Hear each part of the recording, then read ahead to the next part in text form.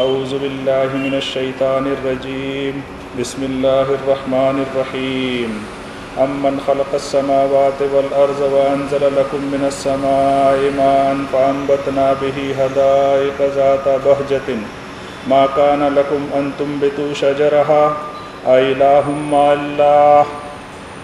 بل هم قوم يعدلون امن جعل الارض قرارا وجعل خلالها انہارا وجعل لها رواسي وجعل بين البحرين حاجزا أإله مع الله بل اکثرهم لا يعلمون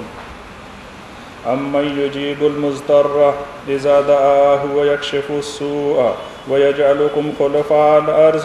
أإله مع الله قليلا ما تذكرون امن يهديكم في ظلمات البر والبحر ومن يرسل الرياح بشرا بين يدي رحمته أإله مع الله تعالى الله عما يشركون امن يبدأ الخلق ثم يعيده ومن يرزقكم من السماء والأرض أإله مع الله اللہ رب العزت آپ ہی نے روشن کیے ہیں یہ زمین اور آسمان، جاندار آنکھوں کو اپنے سسٹم سے روشنی دینے والے آپ، روٹی روزی کما کر کھانا پکا کر کھانے کا طریقہ اپنے سسٹم سے سکھانے والے آپ، گرمی میں ٹھنڈک کا سسٹم بنانے والے آپ، تمام مذہب دھرم کے سارے انسانوں کے دنیا میں پیدا ہونے سے پہلے ان کی نیڈز کا انتظام کرنے والے اللہ رب العالمین آپ سارے انسانوں کے ایک اکیلے ودھاتا، آپ کا کوئی رنگ نہیں، روپ نہیں، کوئی آکار نہیں، آپ کسی سے بھید بھاؤ نہیں کرتے، سارے انسان آپ ہی نے بنائے اور آپ ایک اکیلے سارے انسانوں کے مالک اور خالق۔ دنیا میں مسلمان برادری نے قرآن کریم کی آیتوں کو یاد رکھا اور اس طرح یاد رکھا کہ اس کی مثال دنیا کی کسی بھی قوم میں نہیں ملتی، لیکن اس کے ساتھ ساتھ یہ بھی حقیقت ہے کہ مسلمان برادری نے قرآن کریم کی آیتوں میں آئے ہوئے الفاظ کے معانی کو جس طرح بھلایا ہے،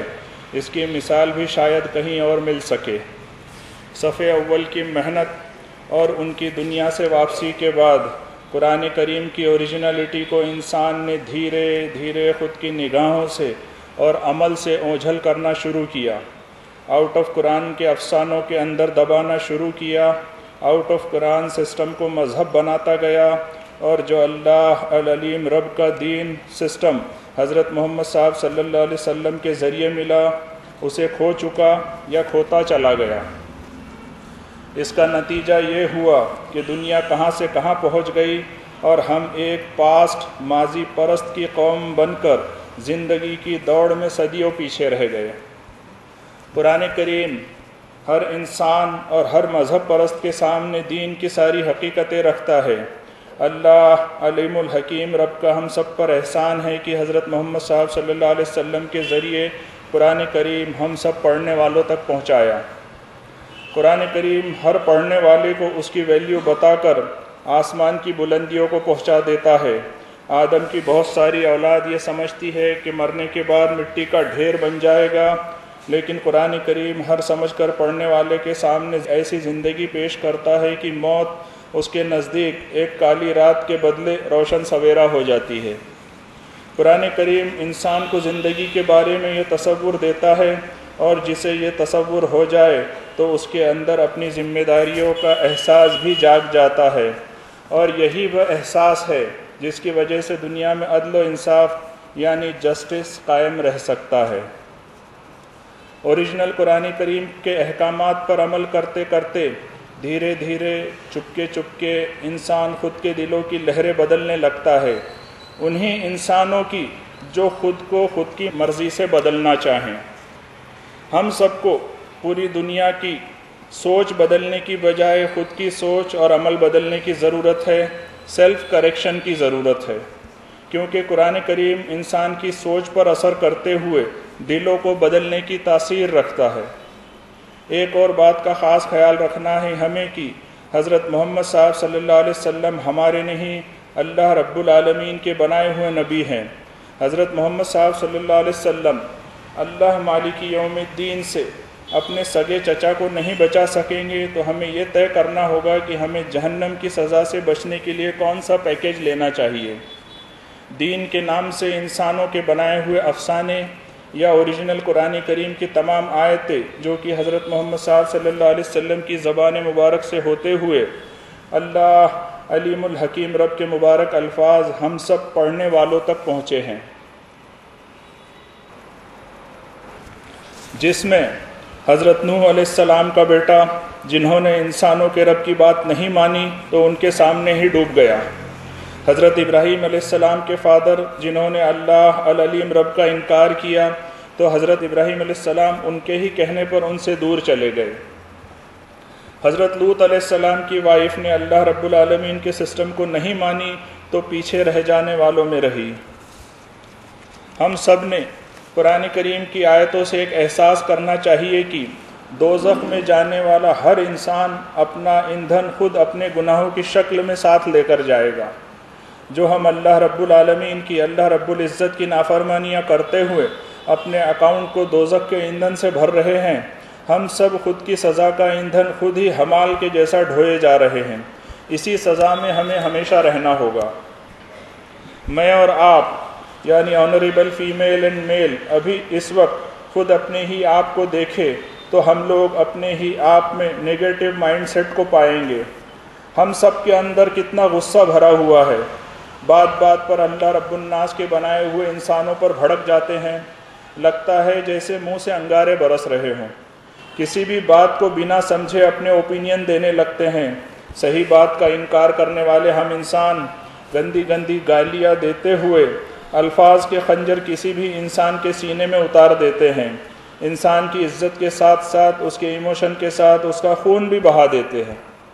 ہم سب خود کو ہر بات میں سب سے اوپر سمجھتے ہیں، یہی رویہ، یہی ایٹیٹیوڈ میرا اور آپ کا، ہم سب کا نیگیٹو مائنڈ سیٹ ہے جو ہمیں فیل کر کے رہے گا۔ فرمایا اللہ رب العالمین نے سورت نمبر 13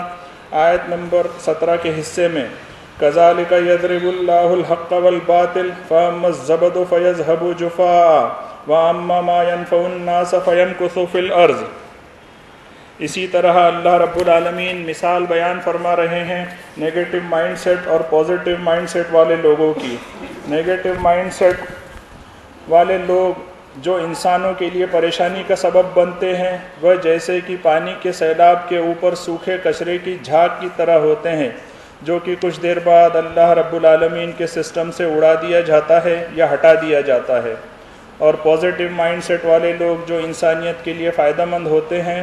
انہیں اللہ رب العالمین اپنے سسٹم سے اسٹیبلش کرتے ہیں، جیسے کہ سیلاب سے بہنے والے پانی کو اور اس سے ملنے والے منرلز کو زمین میں انسانیت کی ضرورت کے لیے ٹھہراتے ہیں۔ جس طرح سوکھے کچرے کو موسم کی ہوائیں اونچائی میں اڑائے پھرتی ہیں، ہم لوگ بھی گھمنڈ کی آب و ہوا میں بہت اونچے اڑنے لگے ہیں، لیکن کچرے کی بہت اونچی ترقی اور اڑان کے بعد اس کا زمین پر واپس آنا ہمیں یاد رکھنا چاہیے کہ ہماری بھی ترقی کی اڑان کچرے کی طرح ہی ہے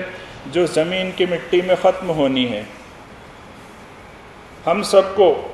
آؤٹ آف قرآن کے افسانوں سے باہر آنا ہوگا، قرآن کریم سے خود کی زندگی کے عمل سے ملانا ہوگا، خود کی آخرت کو بنانا ہوگا۔ جب مرنا ہی ہے تو آؤٹ آف قرآن کے مسئلوں میں رہ کر کیا حاصل ہوگا؟ ہم سب کو اوریجنل قرآن کریم اپنانا ہی ہوگا۔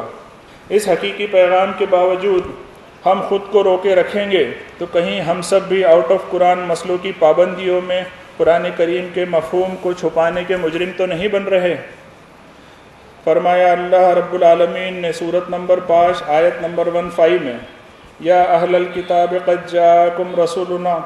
رسولنا یبین لکم کثیرا مما کنتم تخفون من الکتاب ویعفو عن کثیر قد جاءکم من اللہ نور وکتاب مبین۔ ہم سب لوگ جو خود کو اہل کتاب کہتے ہیں، ہم سے کلام کرتے ہوئے، ہم سے بات کرتے ہوئے فرما رہے ہیں اللہ العلیم رب، اے اہل کتاب، یقیناً ہم نے تمہاری طرف بھیجا ہے حضرت محمد صاحب صلی اللہ علیہ وسلم کو ہمارے میسیجز کے ساتھ۔ حضرت محمد صاحب صلی اللہ علیہ وسلم بیان کر کے کلیئر کر دیتے ہیں بہت سارے ان اوریجنل میسیجز کو جو تم اللہ رب العزت کی الکتاب میں سے چھپاتے رہے ہو، اور کچھ نارمل باتوں کے میسیجز کے معاملے میں درگزر فرماتے ہیں۔ جب تمہاری زندگی کی راہیں اندھیروں سے بھر چکی تھی، ایسے میں تمہارے پاس اللہ العلیم رب کی طرف سے ہدایت کی روشنی آ گئی، جس میں تم اوریجنل سسٹم کو کلیئرلی فالو کر سکتے ہو۔ ہدایت کا سورج آسمان کی بلندی پر نہیں، ہماری ہتھیلیوں میں موجود ہے، لیکن ہم لوگ قرآن کریم سے سمجھ کی کھڑکی کھولنا ہی نہیں چاہتے۔ کیوں خود کے ذہن اور دل کی کائنات کو جگمگانا نہیں چاہتے؟ اگر ہم سب ابھی اسی وقت سے قرآن کریم سے خود کا رشتہ جوڑ لیں، حضرت محمد صاحب صلی اللہ علیہ وسلم کے طریقے کو فالو کرتے ہوئے بھول چکے راستے کو واپس حاصل کرتے ہوئے مغفرت کو پا سکتے ہیں۔ ہم لوگ صرف دوسروں پر الزام لگاتے ہوئے کہتے ہوئے یہی پھرتے ہیں کہ دنیا کے لوگ خالق کائنات کے پیغام سے غافل ہے۔ کیا ہمارا بھی یہی حال نہیں؟ ہم لوگ تو خود کی پوزیشن پر واپس پانے کے بھی خواہش مند نہیں دکھائی دیتے۔ اگر ہم سب لوگ خود کی کھوئی ہوئی پوزیشن واپس پانا چاہتے ہیں، خود کی کامیابی چاہتے ہیں، مغفرت چاہتے ہیں، تو ہم میں سے ہر انسان خود اللہ الرحمن الرحیم رب کے آرڈرز کو ہی فالو کرتے ہوئے اپنے معاملات، اپنے اخلاق، اپنے کردار، اپنے رویے میں تبدیلی کر کے کامیابی کے دروازے کھولنے میں کامیاب ہو سکتا ہے۔ کیونکہ اوریجنل قرآن کریم بہت آسان ہے خود کو بدلنے کے لیے، ضرورت ہے ہمیں ہی فرصت نکال کے بدلنا ہوگا خود کو۔ فرمایا اللہ العلیم رب نے سورت نمبر 54 آیت نمبر 17 میں، وَلَقَدْ يَسَّرْنَا الْقُرْآنَ لِلذِّكْرِ فَهَلْ مِن مُدَّكِرٍ بارک اللہ لنا ولکم فی القرآن العظیم ونفعنا وإیاکم بالآیات والذکر الحکیم انہ تعالی جواد کریم ملک بر الرؤوف الرحیم فاستغفروہ انہ هو الغفور الرحیم۔